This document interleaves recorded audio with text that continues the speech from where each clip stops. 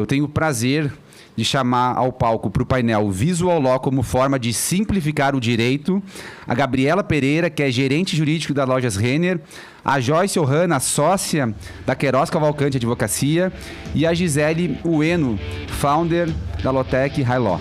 Sejam muito bem-vindas, meninas.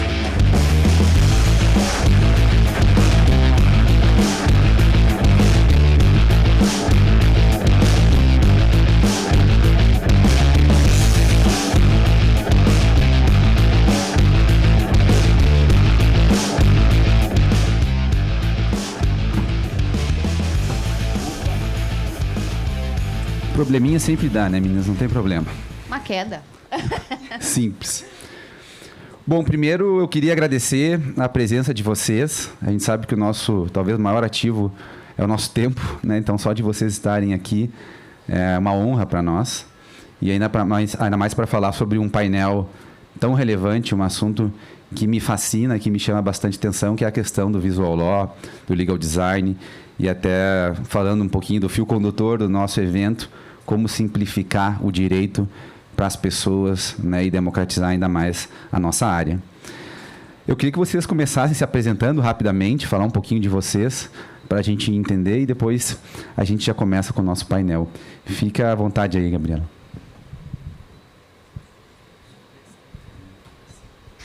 Boa tarde. Então, eu sou a Gabriela Pereira, sou gerente jurídico na Lojas Renner. Também sou uma das cofundadoras da CLOB, que é a Comunidade Legal Operations Brasil, que justamente tem muito esse papel de simplificar o direito e tornar o direito muito mais eficiente, acessível e compreensível para até pessoas que não são advogados. Também sou mentora no Women in Law Mentoring, que é uma fundação que promove a liderança feminina dentro de escritórios e organizações jurídicas. E no Women in Law Mentoring também eu sou coordenadora do grupo de gestão e inovação no direito, porque eu acredito muito que bons advogados precisam ser também bons gestores, tá? Eu acho que a gente foi, ao longo dos anos, mudando muito a visão do direito e a visão do advogado para ser uma unidade de negócio, né? Eu falo como, né, pertencente a uma organização, uma empresa, para uma área de negócio como todas as outras. Então, a gente precisa desenvolver também as habilidades que as demais áreas também desenvolvem. Eu sou formada em Direito, né? Eu sou advogada, trabalho como advogada, fiz um MBA e, mais recentemente, eu me formei também, fiz uma pós em Design de Interação e Design de Serviços aqui pelo Ensinos. E eu vou explicar um pouquinho como é que eu cheguei nessa pós, depois, quando eu for falar por que eu acho tão importante a gente desenvolver essas habilidades e essa amplitude, né, mentalidade de design e trazer isso para o nosso trabalho como advogado. Boa tarde a todos, eu sou a Joyce, sou advogada também, sócia do escritório Queiroz Cavalcante Advocacia, que é uma banca grande, renomada, presente nacionalmente.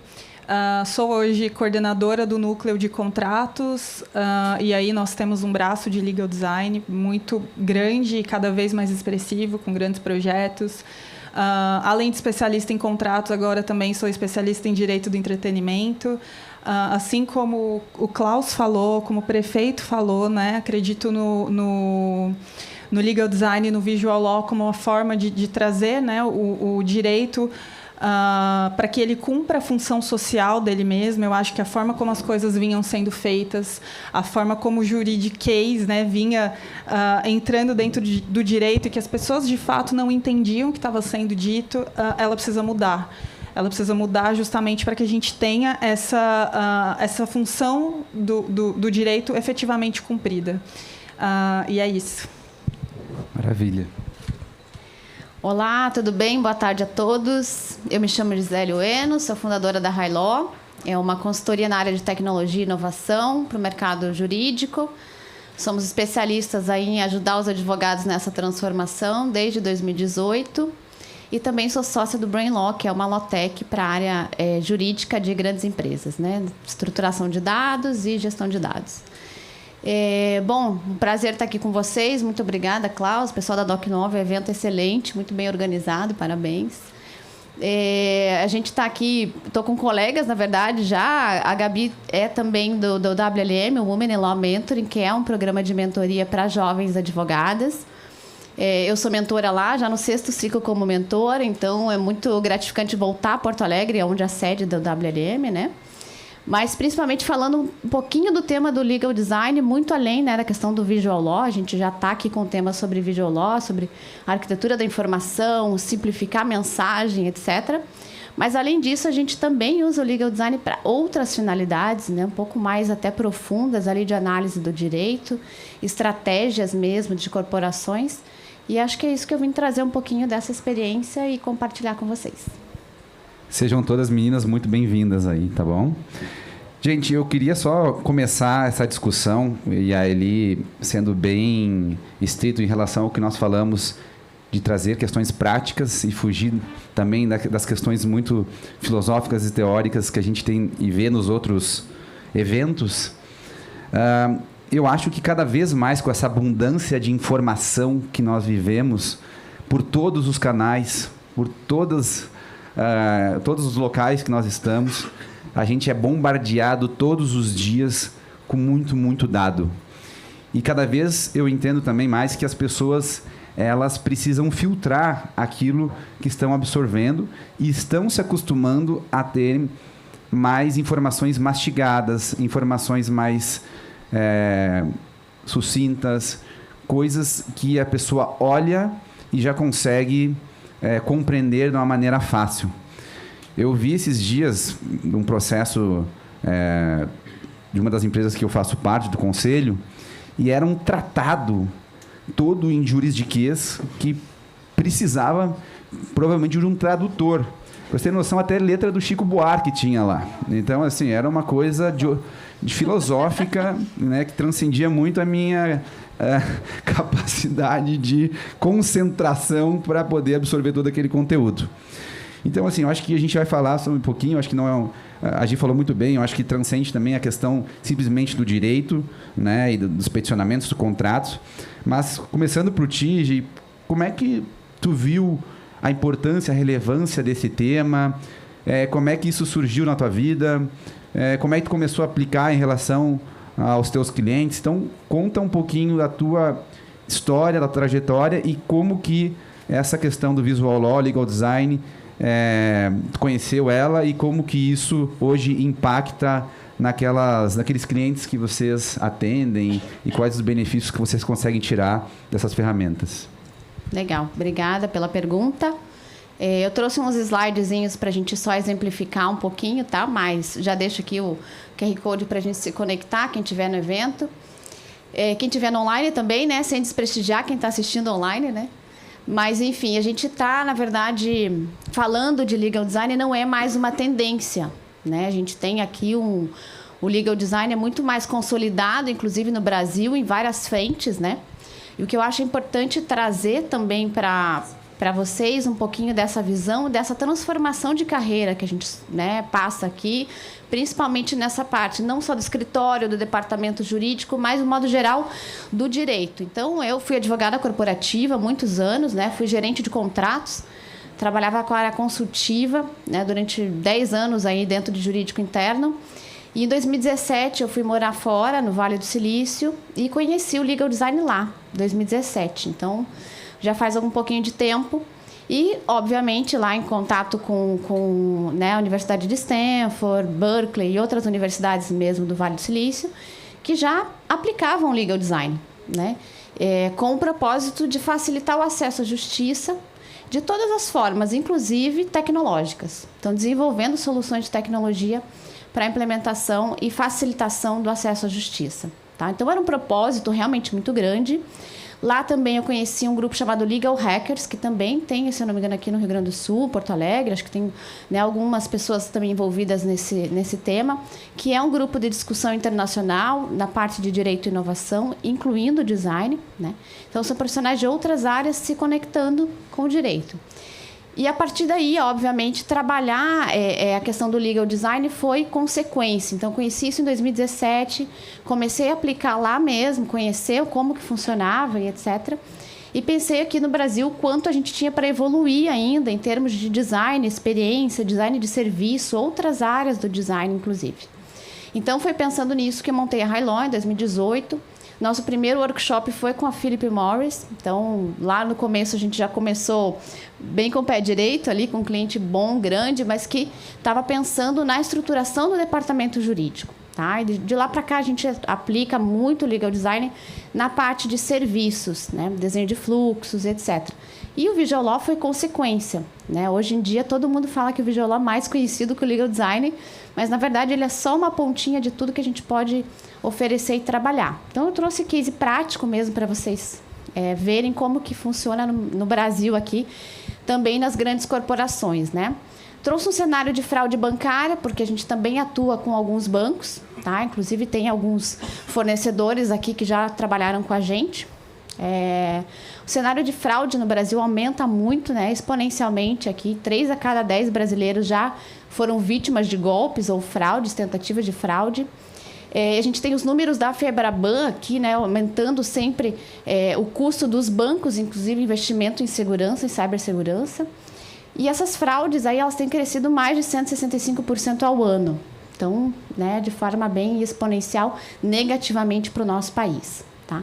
Esse case é um case que eu já levei fora do Brasil, em outros eventos, e que, de fato, faz sentido porque conecta com o legal design no sentido mais amplo.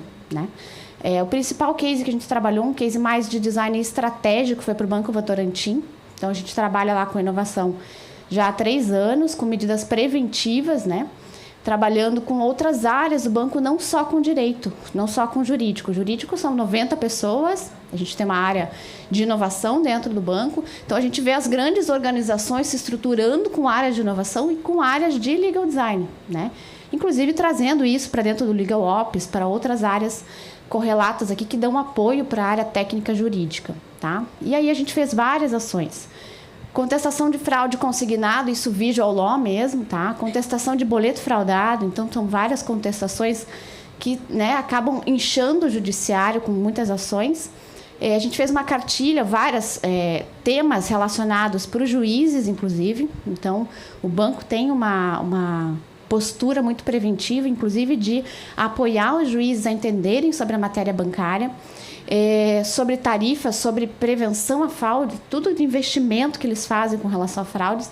A gente trabalhou uma cartilha também de cédula de crédito bancário, não sei se alguém tem conhecimento disso, mas é um documento super feio, a gente não pode mudar, porque o Banco Central coloca, né, limitações, então a gente não consegue alterar. A gente fez uma cartilha explicativa para o usuário, tá? Justamente para diminuir o número de discussões no judiciário com relação a isso. Então, todos esses temas aqui, eles foram trabalhados, né, vêm sendo trabalhados de forma muito mais profunda que a questão visual, que é mais importante, né? A gente trabalhar nas estratégia de defesa do banco, mas principalmente na estratégia com relação à comunicação. Então, a gente tem lá 20 preliminares numa peça, por exemplo. Eu posso escolher as principais, as mais relevantes, o que de fato faz sentido para o juiz ler e prender a atenção dele. Então, esse evento aqui a gente fez com 10 escritórios que atendem, né, o banco, inclusive tem alguns aqui representados lá em São Paulo, para a gente poder debruçar sobre as teses, sobre as preliminares e, de fato, comunicar de uma forma mais simples para o juízo. Então, desse trabalho, sim, saiu o Visual Law. Mas antes dele, a gente fez todo um trabalho de revisão de conteúdo. Outra forma da gente incluir o legal design nas operações, né, muito além do visual, trabalhar o mapeamento de fluxos antes da implementação de tecnologia, entendendo como que o jurídico organiza, como que os escritórios organizam suas áreas, como que melhora a comunicação, inclusive, das áreas. Então, a gente faz muito mapeamento de fluxos antes mesmo da implantação de tecnologia. Isso é bem importante e tem tudo a ver com o legal design, né? Tem tudo a ver com a questão da experiência interna, inclusive, do próprio advogado. Então, a gente vem trabalhando isso num foco de experiência do cliente para empresas de tecnologia jurídica.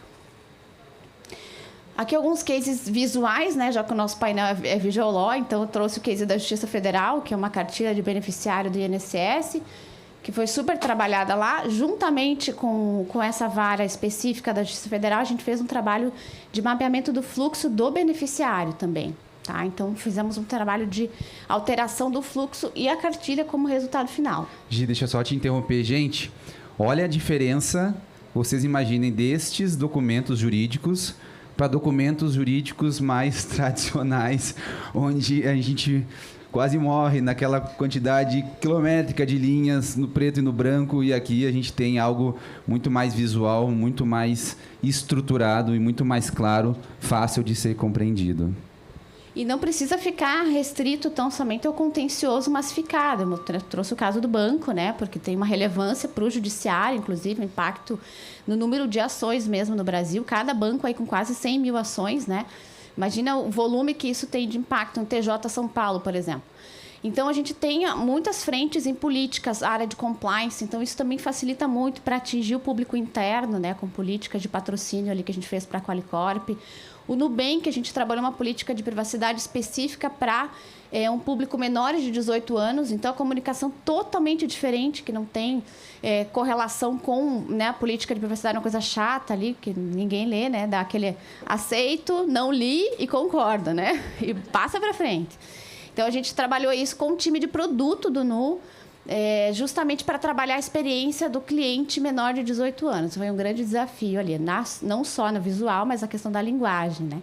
E várias limitações que as empresas também têm, né, com relação a isso. E outras cartilhas internas e códigos. Então, acho que esses são trabalhos e empresas que vêm inovando, que vêm trabalhando com a gente, não só a questão visual, mas a questão muito focada na experiência como um todo, de quem é interno do jurídico e de quem também consome, ou é produto, cliente, etc. Então, fica aí a minha contribuição inicial aí, Klaus. Muito legal, Gi.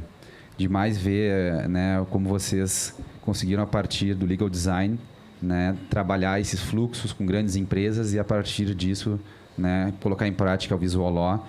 E eu acho que ficou muito claro também essa correlação entre os dois conceitos.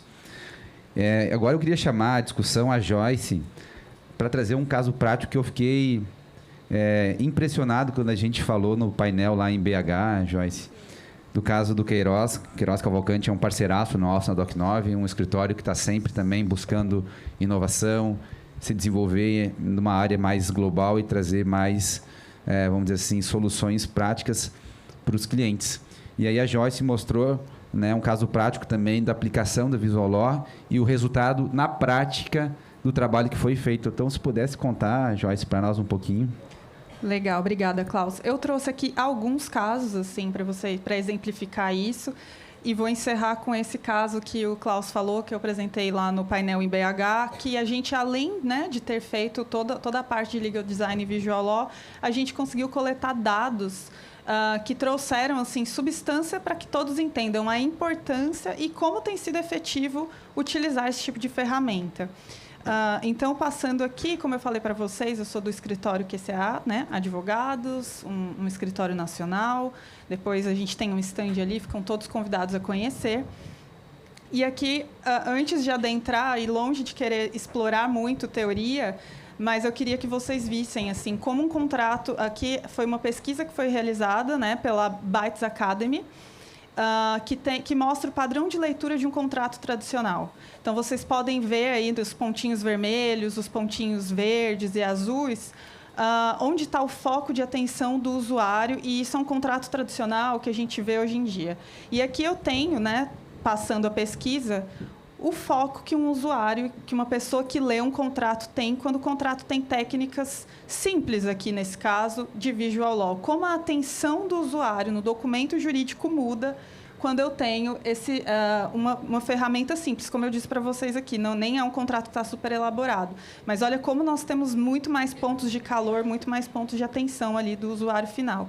Então, isso para exemplificar e começar mostrando para vocês um pouco dos cases que nós temos, né? Hoje o QCA conta aí com uma equipe multidisciplinar para atuar em legal design e visual law. Além de advogados, nós temos redatores e designers que, depois que a gente analisa o texto, faz ajustes, mantém a segurança jurídica do documento, a gente ainda passa para um designer que vai fazer a mágica e vai deixar os documentos ainda bonitos, visuais, interessantes para o usuário final.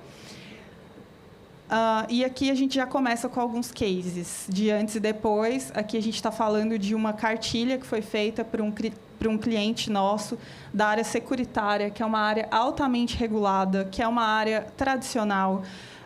que teoricamente, né, não estaria aí tão voltada para a inovação, mas eles toparam, eles entraram no escritório pelo contencioso, fazendo legal design, e aí deu tão certo que eles pediram para a gente aplicar isso para o contrato de seguro mesmo, que geralmente a gente contrata seguro e não sabe nem muito bem o que a gente está contratando, os documentos são extensos, as exclusões de responsabilidade são muitas. Então, a gente ajudou e desenvolveu essa cartilha. E vejam aí a diferença, né, no antes e no depois, inclusive em relação à cor, a posicionamento de marca, como isso ajudou esse cliente, que deu um excelente feedback depois.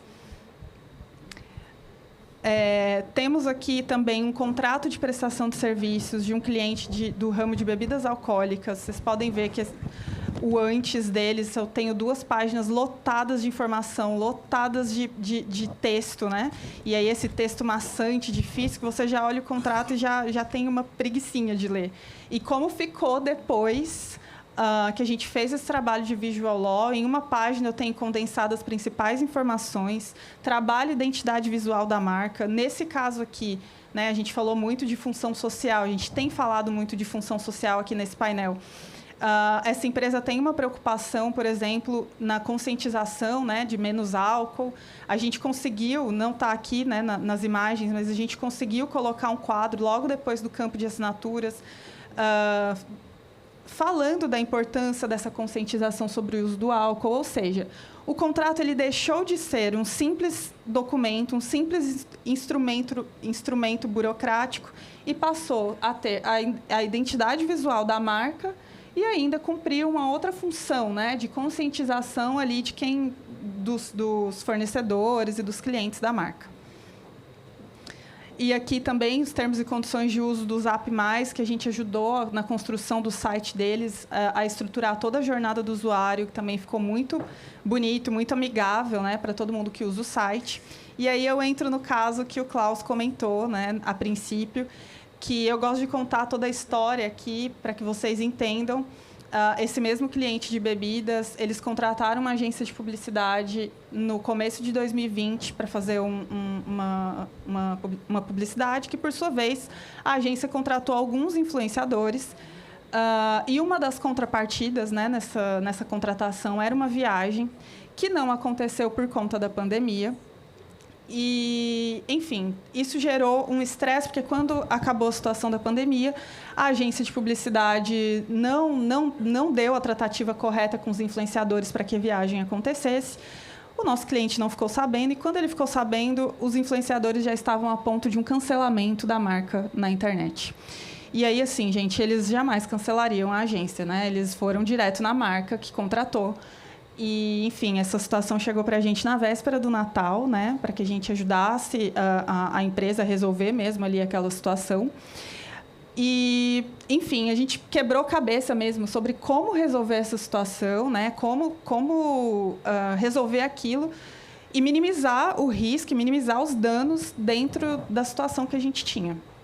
Então, além da negociação normal com cada um dos influenciadores, da conversa, do bate-papo, que é super, né, importante aqui num caso desses, a gente resolveu fazer um documento simples, rápido, fácil, que condensasse todas as informações, que era um termo de acordo, né, que condensasse todas as informações. Quanto aquele influenciador receberia pela situação, em quanto tempo ele receberia, também quais eram as obrigações deles se eles assinassem aquele acordo. Eu vou mostrar para vocês o documento como ficou. Vocês podem ver, tem 3 páginas, mas 3 páginas assim, diretas e retas, com todas as informações necessárias, com tudo que foi negociado mesmo ali com eles.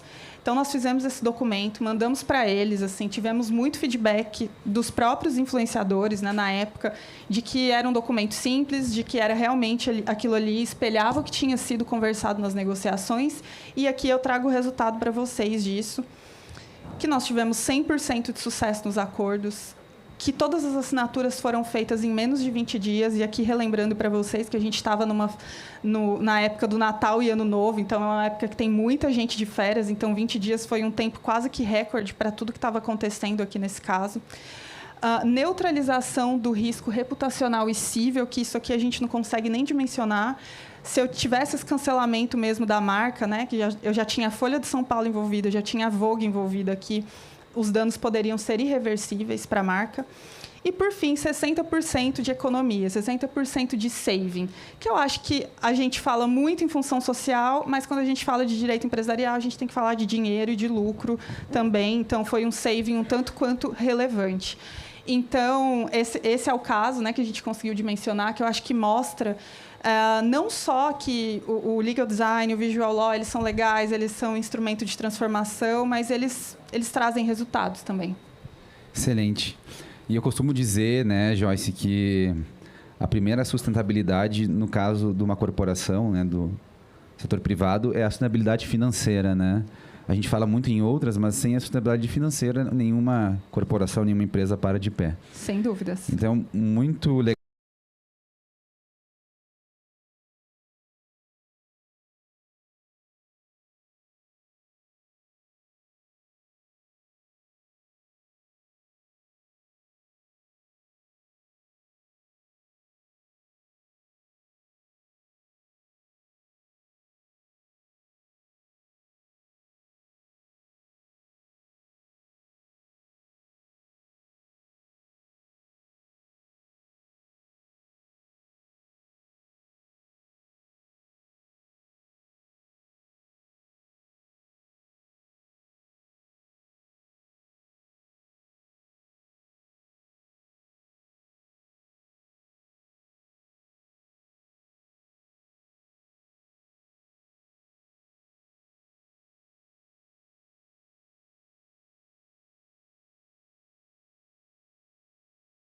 Então, a gente ficava lá debatendo e não concluía. Debatia e não concluía.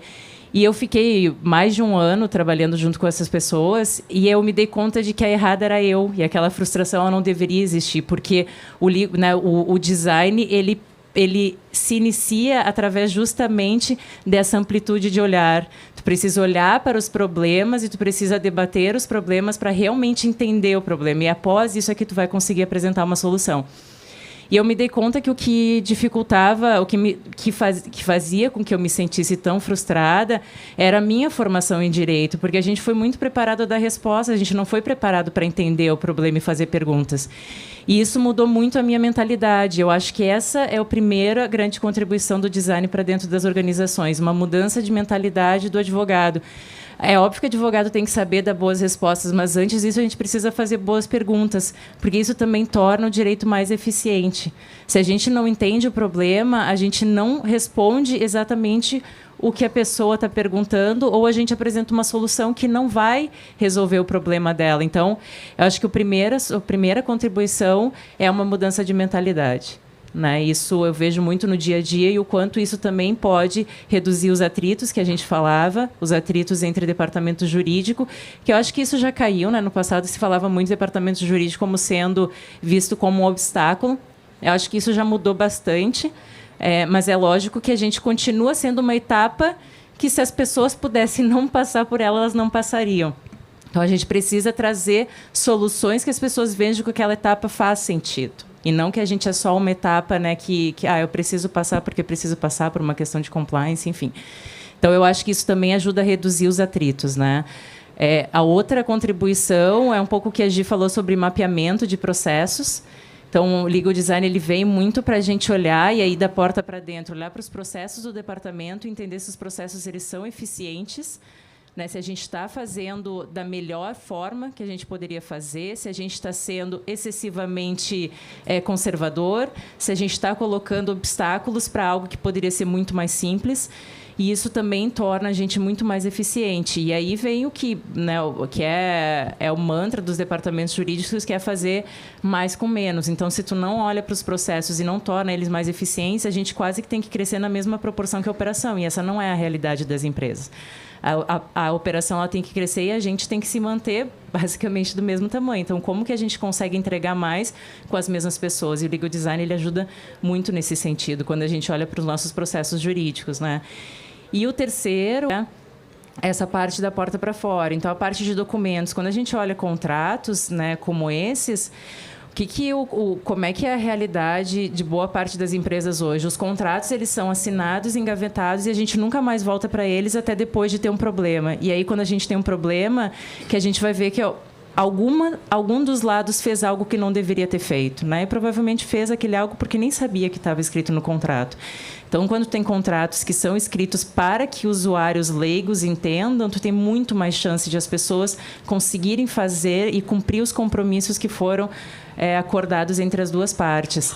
Tu reduz também os atritos entre as pessoas, elas conseguem entender o porquê daquilo ali existir.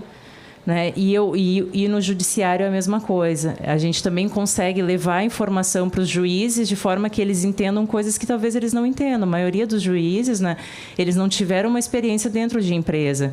Então, existe, né, da mesma forma como a gente também, às vezes, tem dificuldade de entender como é que é o dia a dia de um juiz, o juiz também vai ter uma certa dificuldade de entender como é que é o dia a dia da empresa e por que algumas coisas aconteceram como aconteceram. Então, Legal Design também vem para facilitar essa comunicação.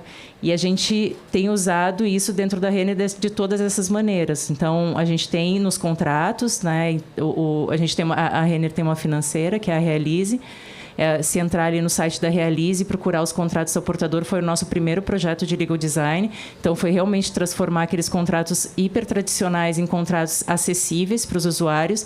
E a gente fez isso da forma correta, que é primeiro entender quais são os problemas, né, de compreensão que os usuários têm. Então, a gente fez um momento ali de conversar com as áreas de produto, conversar com as áreas de atendimento ao cliente, entender quais são os problemas que os clientes trazem. Todos nós somos clientes de cartão, né, dentro da Renner, então nós mesmos também assumimos muito o papel de usuário, né, quais são as dificuldades que a gente tem de compreensão na jornada do usuário dos cartões de crédito, e fazendo todo esse exercício, então a gente viu onde tinham as oportunidades de mudança.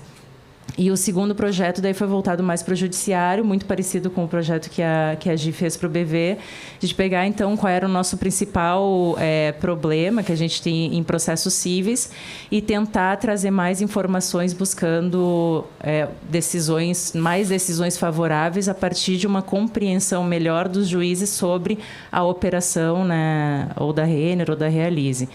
E a gente tem continuado fazendo isso. Hoje está muito focado em contratos. Eu acho que contratos realmente tem levado muito a atenção né, de Visual Law, principalmente, mas trazendo também ferramentas de design para o nosso dia a dia. Então, todas as matrizes, né, o uso de jornadas para os nossos processos internos, a gente usa da forma... Nenhum de nós é designer, então, obviamente, a gente usa ferramentas, né? É super importante, às vezes, trazer design, se tu for querer ampliar isso para algo até que vai trazer um resultado maior, mas nada impede que a pessoa aprenda, né, ou entenda uma ou outra ferramenta para melhorar o seu processo. Então, isso já é uma forma de começar a trazer esses resultados positivos. Muito legal. Eu só queria fazer uma pausa. Gente que está aí fora, tem bastante lugar aqui, ali atrás, aqui também na frente, né? Fiquem à vontade para se aproxegar, tá bom? A gente abriu também, se quiserem chegar mais próximo, aí também não tem problema. A Gabriela trouxe um ponto, e muito legal ouvir o que você fala da área jurídica não ser um problema, mas ser um local de soluções, né? Mais propostas, né? E menos reatividade. São duas questões assim, que eu queria provocar. A primeira eu acho que cada vez mais nós, advogados... Hoje eu sou um advogado fajuto, não advogo há muitos anos. Eu me considero muito mais um administrador, empreendedor, do que um advogado. Mas o que vocês acham sobre a necessidade do que vocês falaram um pouquinho, do advogado entender mais sobre fluxos, entender mais sobre a realidade das grandes corporações? E aí eu vou um pouquinho mais além, coloco nessa tríade o poder judiciário. Eu estava falando aqui com a Gi que existe uma controvérsia muito grande dentro do judiciário em relação ao legal design e o visual law. Tem juízes, magistrados que não podem nem ver esse tipo de ferramenta que, né, já rechaçam de pronto. E tem aqueles que adoram, porque afinal de contas, eu até tive um caso de direito de família que estava acompanhando de longe, que o maior problema ali era a compreensão de questões societárias envolvendo toda a discussão. E a pessoa, ela é craque, ela é, vamos dizer assim, expert na área dela, né? Mas muitas vezes são áreas adjacentes e às vezes mais importantes para o resultado do processo do que a área principal, né? E que por uma questão jurídica caiu na mão de determinado magistrado. Então, eu queria que vocês falassem, eu queria ouvir todas a respeito desta questão. Primeiro, como que operadores do direito entendem melhor e estejam mais preparados para as questões corporativas. E o segundo, um pouquinho de como que a gente quebra essas barreiras, né, com o poder judiciário, né, questões de magistrados gostarem, não gostarem, e a gente consegue difundir mais os nossos conceitos que a gente está discutindo aí. Bom, primeiramente, já indo para o assunto dos magistrados, Klaus, minha visão. Isso aqui que a gente está fazendo é muito importante, espalhar a palavra do legal design mesmo. Eu acho que isso é muito relevante para que todos saibam, para que todos conheçam e para que todos entendam que é uma ferramenta que vem para o bem, né? Eu vejo que, assim, os poucos magistrados que eu já ouvi falar que tem esse problema de rechaçar o legal design é porque, às vezes, recebeu uma petição cheia de desenhos, que não usou muito bem o legal design. A gente sabe que tem gente que sabe o conceito e aí tenta aplicar na prática de uma maneira errada e exagera. Então, existe isso. Mas existem muitas pessoas aqui, como a gente tem falado, né, como a gente falou, que estão usando isso de uma maneira muito produtiva, de uma maneira muito séria, para realmente simplificar o direito. Então, acho que quando a gente espalha a palavra mesmo, fala sobre isso e mostra que vem para o bem, a tendência é que o mercado se abra. Agora, sobre o advogado entender sobre fluxos, processos e não só sobre direito, se eu estou falando de um advogado empresarial, isso é primordial. Eu acho que eu falei isso em BH e eu levo isso como um lema. Assim, eu acho que o direito, a gente não toma decisões acertadas numa empresa se eu não tenho a tríade de direito, estratégia e ética. Se eu fico preso no direito e eu perco estratégia, a empresa não vai funcionar, a empresa não vai ganhar dinheiro, ela vai fechar as portas. E, no final, eu tenho ainda a ética que vai me ajudar a condensar tudo isso e ter uma empresa moral, né, correta perante a sociedade. Então, o advogado que não entende isso, o advogado que está restrito à legislação, eu acho que ele tende...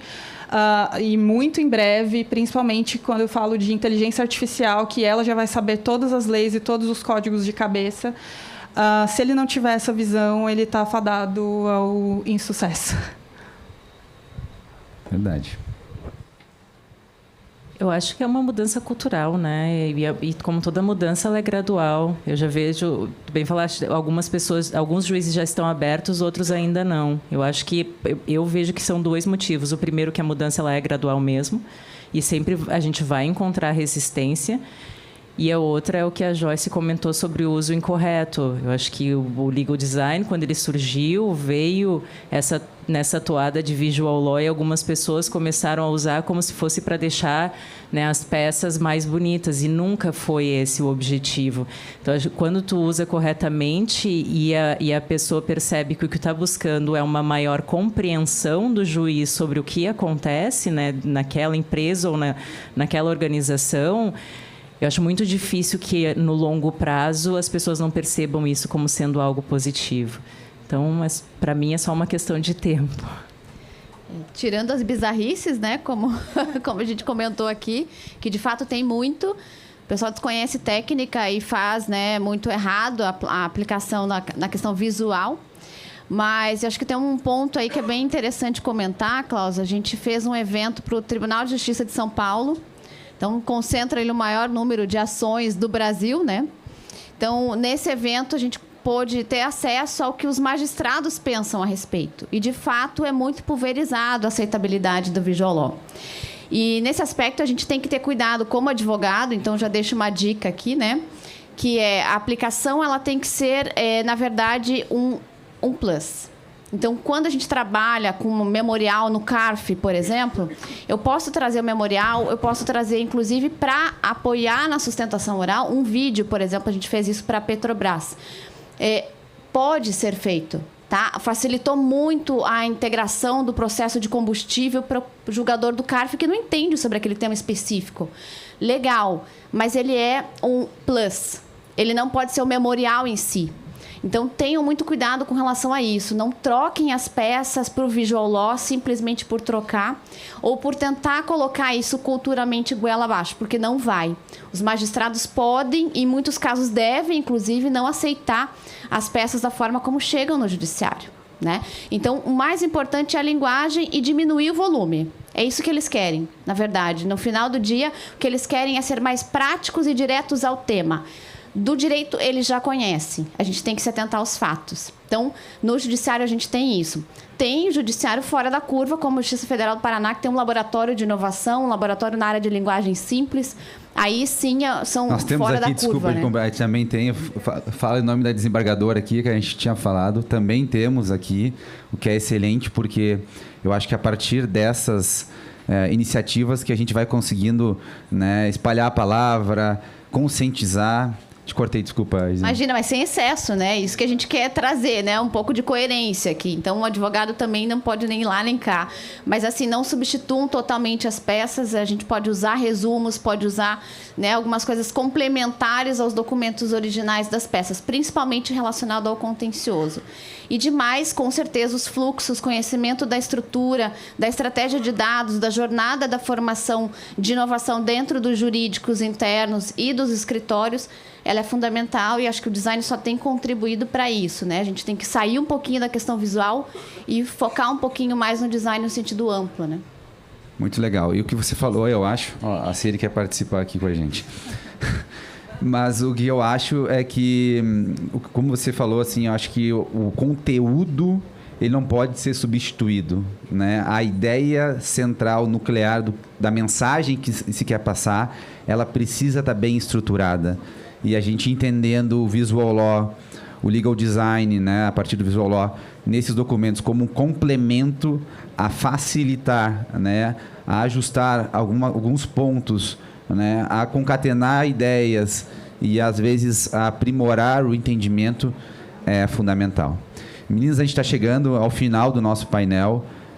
Foi um prazer contar com a experiência de vocês. Eu acho que casou muito bem, foi muito sinérgico, porque a gente ouviu de todos os lados como que essas ferramentas fantásticas já estão e podem cada vez mais transformar o nosso judiciário. E agradecer demais também pela disponibilidade de vocês, por estarem aqui. Muito obrigado por compartilharem com a gente um pouquinho da experiência de cada uma de vocês. Tá bom? Muito obrigado. Uma salva de palmas.